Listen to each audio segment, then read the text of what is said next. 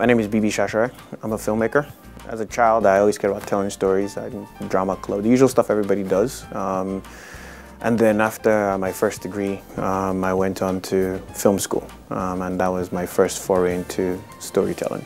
Filmmaking is very collaborative, so we were able to put together a really good team. My partner and I started Nemsha Studios, a while ago for advertising work. It's an ad agency.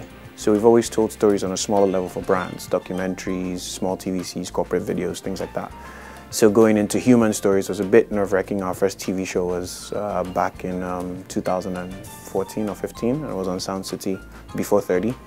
A bit nerve-wracking, but once you have a great team, everything sort of comes together. I've only done one feature, Banana Island Ghost.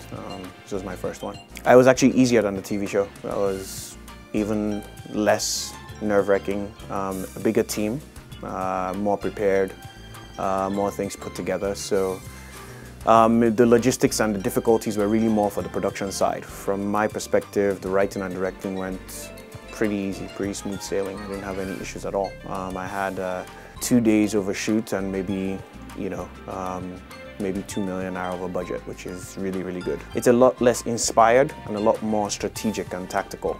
We always plan as to what the best case scenario in terms of response we will get is before we take on a project. So for Before 30, we knew we wanted to do something in television. And from an analysis, more women watch television than men. Men watch football and news. And so we wanted to make a story for women. And in Nigeria, marriage, men, momsy is stopping you, that sort of stuff. That's how Before 30 came to be. So it wasn't really an inspiration thing, it was a tactical thing. Same thing with Banana Island Ghost. I wanted to make a feature. Everybody tells you, you need to make a comedy, you need to make a comedy.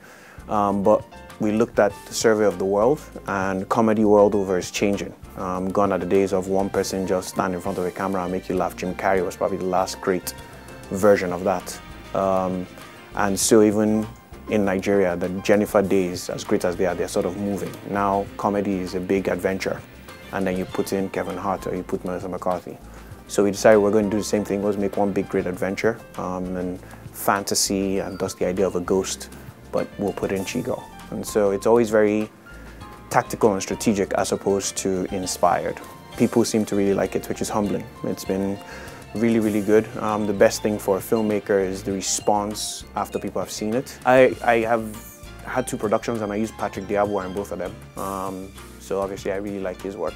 We all have to go for it. There's no rule. There's no hard and fast rule.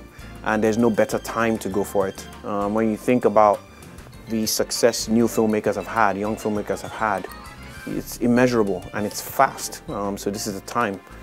In less than a year, if you just take all the big films in the last year or so, Wedding Party, that was Kemi Adetiba's first film.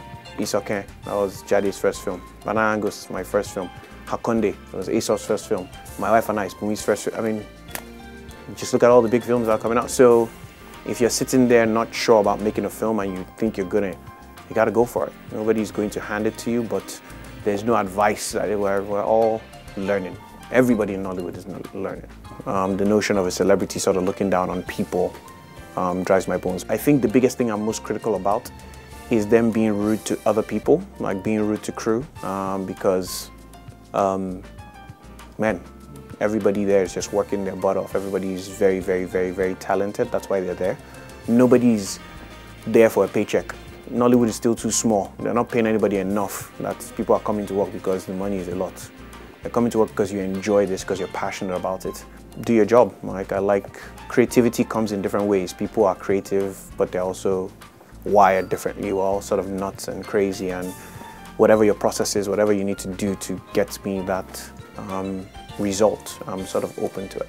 Future looks exciting. I think Nemsha is passionate about trying to involve itself in the entire value chain of Nollywood, from creation to distribution to consumption, and see how we can facilitate people all around the continent and the globe really viewing properly curated Nollywood content. And that's exciting. And then everybody has a focus. Everywhere you go, Nigeria is what's up, man. Like, no matter whether it's the actors, whether it's the fashion, whether it's the content, Hollywood now will throw in something Nigerian just because they know there's a focus on Africa and Nigeria is the hub. So that tells you that it's our time. It's exciting. We gotta just tell our own stories. People are looking for our own authentic voice. That's something that we're going to continue to do. And there's no right or wrong, so we're going to do it the way we think we know how to do it and see what happens.